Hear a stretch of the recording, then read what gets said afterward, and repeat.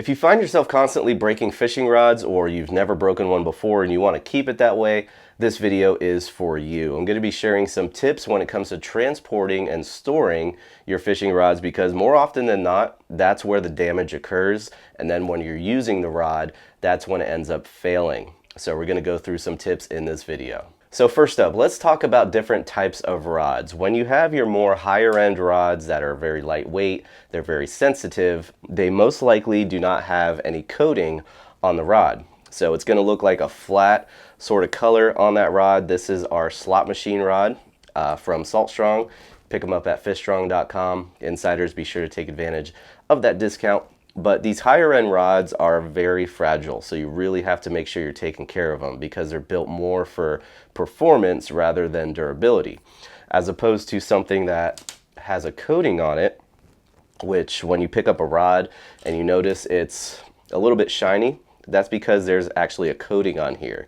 And you can actually see, I don't know if you can see it in the video, some areas where the rod has actually been dinged up, but that coating helps protect it. And that's a thing about some of these rods that do not have a coating is whenever something bumps into the rod, even without you knowing it, or you lean it up against a rail in the boat, or maybe it's underneath a boat cleat and you go to pick it up and you barely bend it on that boat cleat, you've now damaged that rod, and that's going to cause issues while you're using it. You'll notice a rod may break in a random spot, or the rod tip itself will break. Now next, when it comes to storing your rods, make sure when you finish fishing for the day you get home, I like to rinse my rods off with fresh water, just a quick rinse. Don't really have to use soap or detergents or anything like that. Just a quick rinse and then use a rag to dry off the rod. Now when I do store my rods, I prefer to have them inside, less humidity. Again, if your rods are in the garage, let's say you're in Florida, somewhere where there's a lot of humidity, those rods are almost constantly going to be wet. So that can cause some corrosion on the guides and things like that. So just be aware of that. Then when you do store them, once they're completely dry, especially if you're inside, watch out for ceilings, watch out for ceiling fans, watch out for doorways and things like that. That way you don't damage those rod tips. And then the next thing I like to do when I'm storing my rods, especially the really expensive ones, is to use some type of rod sleeve on those rods. As you can see, this is a rod sleeve here. And this helps when you have rods together, especially for storage and transport. If you have a couple rods that you keep sort of together in the corner or something like that, that keeps those rods from banging up into each other and nicking each other and possibly damaging. Any little fine little crack in those rods can lead to a failure. So you don't want any impact on rods. Rods are meant to bend, not to impact anything, if that makes sense. So avoid impact at all costs. And these rod sleeves also help the lines from getting tangled up. Oftentimes the rod tips, especially when they're the same height, line can get wrapped around the rod tips from another rod. Then you go to pull them apart. Next thing you know, you've just broken that rod tip because the line from another rod was wrapped around it. So just be aware of that as well. And one more thing to consider about rod sleeves is when I'm storing them, most rod sleeves, they will have, some type of strap to secure it to the rod. That way it doesn't fly off. But when I'm storing them, I like to just keep the rod sleeve loose on the rod. Don't tighten this down. Don't tighten the strap down because that puts a lot of pressure on the rod tip.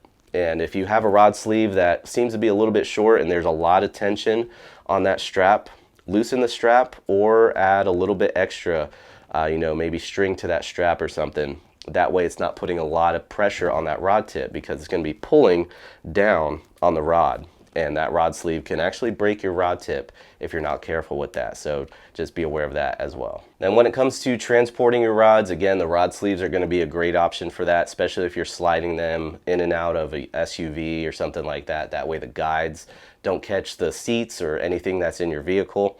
And also with the rod sleeves, make sure you're not storing your rods upright in the boat or in your truck bed loose, because these rod sleeves can pretty much act as sails on these rods. And if the wind catches them and they're not strapped down and secure, you can basically kiss those rods goodbye. They will go flying, especially these high performance rods that are very lightweight, such as a slot machine. So just be aware of that with rod sleeves. I do recommend them when you're transporting your rods, but make sure those rods are strapped down and secure so they don't go flying. And in addition to that, if you're not using rod sleeves, I still would not recommend transporting your rods in rod holders exposed to basically open air. When you're driving down the road, there's rocks and debris and all these little things that could hit your rod and possibly damage it. So just be aware of that.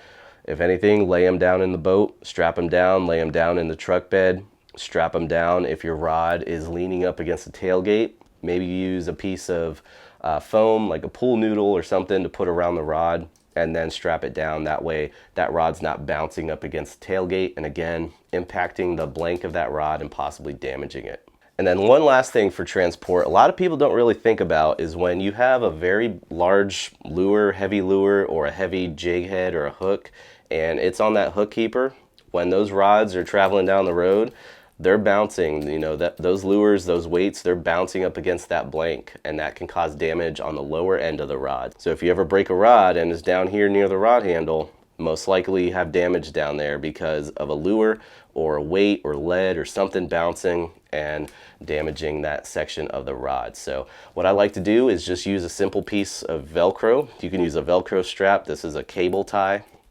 Velcro cable tie that I have on here, and that keeps that lure from bouncing up against the rod. So again, be careful with your rods, especially some of these expensive higher end rods. They're built more for performance than durability. They have basically no protection on that blank, and these blanks are very fragile. Any type of nick can damage it, create a weak point, and when you go to use that rod, it could break. So just be careful of that. And if you're in the market for a new rod, I would head over to fishstrong.com. We have our slot machine, which is our high-end, high-performance rod. Very lightweight, very sensitive, great casting. You can pick that up at fishstrong.com. Keep in mind, if you're one of our insider members, you do get a really good discount on rods and our Otis reel. And you can even get this as a combo deal with rod, reel, and line over there at fishstrong.com. So be sure to check that out to save some money on tackle that you need to get out there and start catching more fish. So if you have any questions or comments, please feel free to drop them down below. And if there's any additional tips you want to share when it comes to protecting your rods, definitely let us know in the comments and down below. Thanks for watching. See you on the next video.